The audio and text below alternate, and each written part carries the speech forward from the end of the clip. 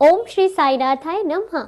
स्वागत है आप सभी का साईंजार चैनल पे। मैं साई अनु एक बार फिर से आपका तहे दिल से स्वागत करती हूँ। आज बहुत दिनों बाद फिर आपसे वीडियो के ज़रिए बात करने का मौका मिल रहा है। ऑडियो पे बहुत अच्छी बातचीत होती है आपसे। तो आज मैं आपसे बिना देरी किए हुए सबसे पहले आपसे जो आज का टॉपिक है वीडियो का वो मैं बताना चाहती हूँ कि आज मैं आपके साथ अपना एक एक्सपीरियंस शेयर करूँगी जो फर्स्ट एक्सपीरियंस था जब मैं शिरडी गई थी और कैसे बाबा ने मुझे रियलाइज़ कराया कि तू मेरे लिए आई है तो मेरे लिए ही, ठीक है। तो क्योंकि मकसद मेरा सिर्फ बाबा से मिलना था और मैं बाबा दरबार में भीड़ के डर के मारे मैं अपनी दिशा बदलने जा रही थी। तो कैसे बाबा ने मुझे उस जगह पे एहसास कराया कि तू पहले मेरे पास। तो आइए जानते हैं और ज़्यादा देरी नहीं करते हैं, वीडियो ज़्यादा बड़ा नहीं करते हैं ताकि आप लोगों को देखने में बोरिंग नहीं लगे, ठीक है। और वैसे मुझे पता है कि आप लोगों को बहुत अच्छा लगता है, आप लोगों के जो बाद में मैसेजेस आते हैं मुझे बहुत अच्छा रिस्पांस मिलता है आपसे। थैंक यू सो मच उसके रिस्पांस के लिए आपका बहुत बहुत शुक्रिया। और जितना भी हमारा परिवार है, जो नए सदस्य हैं, जो पुराने हैं, उन सभी का तहे दिल से शुक्रिया करना चाहती हूँ मैं, क्योंकि आप लोगों ने मुझे बहुत प्यार दिया है। तो चलिए वीडियो स्टार्ट करते हैं। तो बात है कुछ 2018 की। तो 2018 में मैं पहली बार शिरडी गई और तारीख थी 18 मार्च। और जब मैं शिरडी गई तो उस वक्त मुझे नया नया मेरा एक सपना पूरा हुआ था शिरडी जाने का। बाबा ने मुझे बुलाया था तो मैं शिरडी गई। और जब मैं शिरडी गई तो जब मैं ट्रेन में थी तो रास्ते में एक अंकल जी बैठे हुए थे मेरे साथ।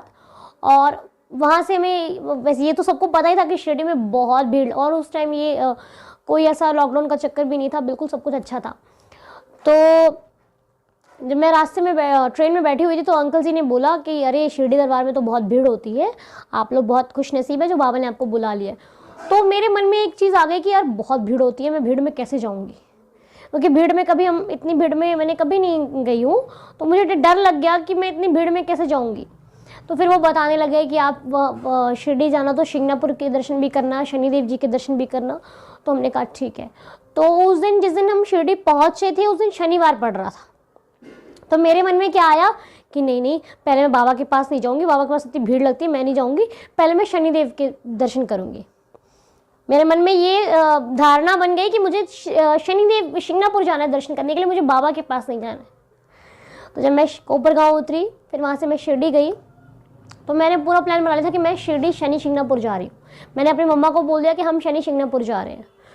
तो वहाँ से जब मैं शिरडी पहुँची तो वहाँ पे हमने होटल रूम लिया और रूम में सामान वगैरह सब कुछ रखा। तो ये तो पता ही था कि वही फ़ोन लेके नहीं जाते हैं, लेकिन हम तो शनि शिंगणापुर जा रहे थे इसलिए हमने सारे फ़ोन डाल दिए और फ़ोन वगैरह बैग वगैरह ले लिया।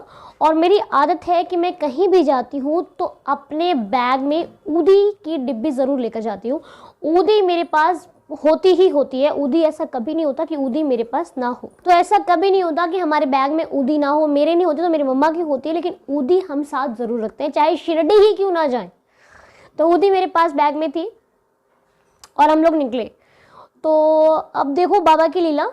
वहाँ पर मम्मा ने बोला कि चलो एक गिलास जूस पी लो, क्योंकि हम लोग भूखे ही निकले। हम शिरडी जब जाते हैं तो सबसे पहले बाबा के दर्शन करते हैं, उसके बाद ही हम लोग कुछ खाते हैं। शिरडी पहुँच जाते हैं तो फिर हम लोग बढ़िया बाबा के दर्शन ही करते हैं पहले, उसके बाद ही कुछ खाते पीते हैं। लेकिन मम्मा ने बोला कि जूस पी लो क्योंकि थक चुके हो। तो मैं जैसे जूस की रेडी पे जब मैं खड़ी थी ना, तो वहीं से मेरा सिर घूमना शुरू हो गया। मुझे ना अजीब सी फीलिंग होने लग गई। तो मैं, जैसे होता है ना कि वीकनेस सी महसूस हो रही है, तो मुझे वो शुरू हो गया। ये पता नहीं अचानक से, मैं तो बिल्कुल ठीक ठाक थी, ये मुझे क्या होने लग गया। तो वहाँ पे वो जूस वाले भैया कह रहे हैं कि आप कहाँ जा रहे हो। तो हमने बोला हम शनि शिंगणापुर जा रहे हैं। वो कहते हैं आप आज ही शिरडी आए हो ना। हमने कहा हाँ। तो फिर वो मेरी मम्मा से और मेरे भैया से बोलते हैं कि आप लोग पहले बाबा के दर्शन करो, उसके बाद ही आप शनि शिंगणापुर जाना। तो मम्मा ने बोला हाँ हाँ पहले बाबा के दर्शन करते हैं। मैंने कहा नहीं, पहले शनि शिंगणापुर। तो हमने रोड क्रॉस ही करनी थी ऑटो लेने के लिए, शनि शिंगणापुर के लिए रोड क्रॉस कर रहे थे। तो मम्मी ने बोला नहीं, वो जूस वाले भैया बोल रहे पहले बाबा के दर्शन करते हैं।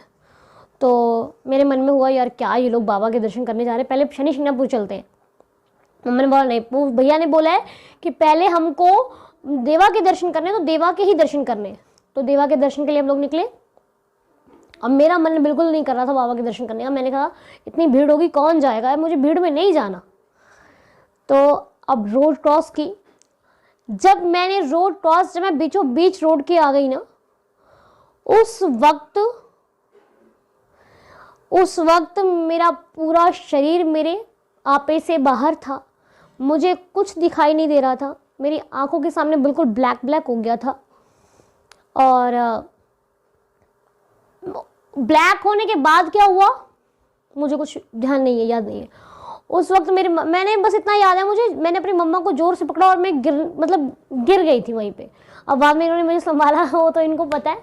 और जब मेरे को होश आया तो मैं एक नारियल पानी की रेडी पर बैठी हुई थी। वो एक अंकल थे, मुस्लिम धर्म से थे वो अंकल जी। तो वहाँ पे मैं बैठी और उन्होंने मेरे हाथ में नारियल पानी था और मैं पी रही थी। तो मैंने मम्मी से बोला, मम्मी मुझे ऊदी चाहिए, वो नारियल पानी हाथ में, ऊदी दे दो मुझे, जैसे मुझे बाबा ही आके बोल रहे हो कि ऊदी ले। तो उस बैग में ऊदी निकाली, ऊदी मेरे को दी। और आप यकीन नहीं करोगे यार, ऊदी मैंने ली ही नहीं थी कि मैं खड़ी हो गई। मुझे बिल्कुल फर्क कुछ नहीं, मैं बेहोश थी, क्या थी, मेरे को क्या चक्कर था, कुछ नहीं। फिर मुझे उस टाइम रियलाइज़ हुआ कि नहीं, मुझे तो बाबा के पास ही जाना है। फिर मेरे मन में आया कि नहीं, पहले बाबा के पास ही चलती हूँ। तो ये छोटा सा झटका बाबा ने मुझे दिया था और उसके बाद मैंने आज तक ऐसा काम कभी नहीं किया। और जब मैं अब आगे क्या होता है, जब मैं बाबा के दरबार में अंदर प्रवेश करती हूँ गेट नंबर 1 से, तो दिल धक धक धक धक धक भीड़ के लिए। लेकिन मेरे को सब लोग पूछते, भाई कहते तू ठीक है ना? मैंने कहा हाँ मैं बिल्कुल ठीक हूँ। अभी मेरे को कुछ फील नहीं हो रहा कि मेरे को हुआ क्या था।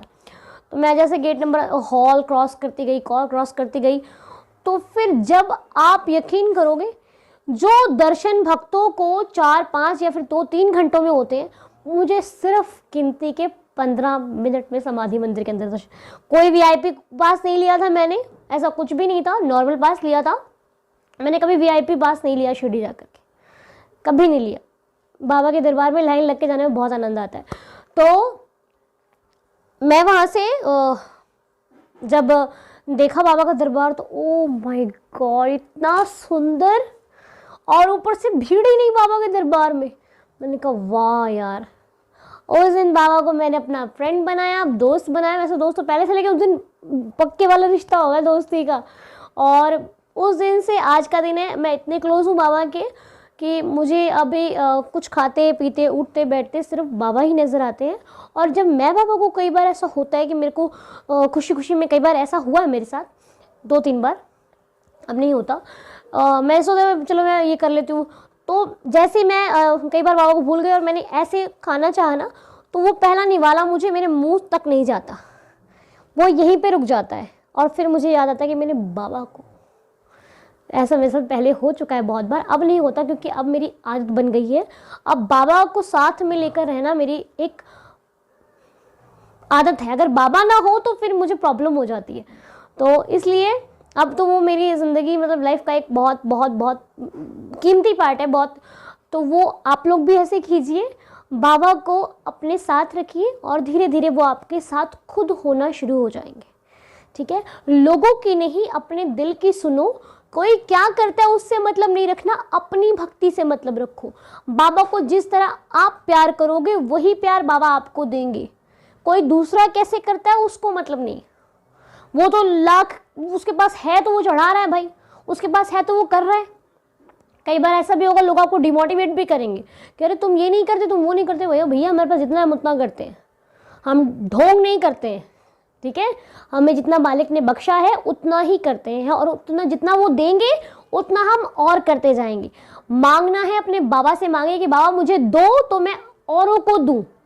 आप कहते हो ना कि सेवा करो लोगों की, बाबा कहते हैं ना कि अन्नदान करो, ये करो, तो बाबा से बोलो कि बाबा मुझे दो तब तो करूं, कहाँ से करूं।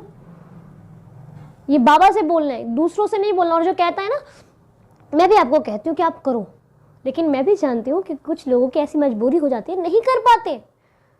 तो आपको इनसे बोलना है कि बाबा मुझे दो, मैं करूं। वो करता है, मुझे लगता है कि मुझे भी करना है, तो मुझे दो तो मैं आगे करूं। ठीक है, बाकी हमारी मजबूरी हम ही समझ सकते हैं, दूसरा नहीं समझेगा। इसलिए आपको किसी से बहस करने की या फिर किसी को अपनी मजबूरी बताने की ज़रूरत नहीं है। बतानी है तो सिर्फ अपने मालिक को, और किसी से शेयर नहीं करना। इतना ही कहना चाहूँगी और इतना ही कह के आपसे विदा लेती हूँ। अगली जो वीडियो आएगी उसमें ज़रूर कुछ ना कुछ अच्छा शेयर करेंगे आपके साथ, और जो भी शेयर करती हूँ वो आप कर पाती हूँ उतना ही मैं शेयर कर पाती हूँ। तो आप सभी को बाय बाय, साईं शुभ रात्रि। बाबा आप सभी की लाइफ में ढेर सारी खुशियाँ लेकर के आए, ठीक है। और मुझे इतना प्यार देने के लिए आपका बहुत बहुत शुक्रिया। जय साईं राम।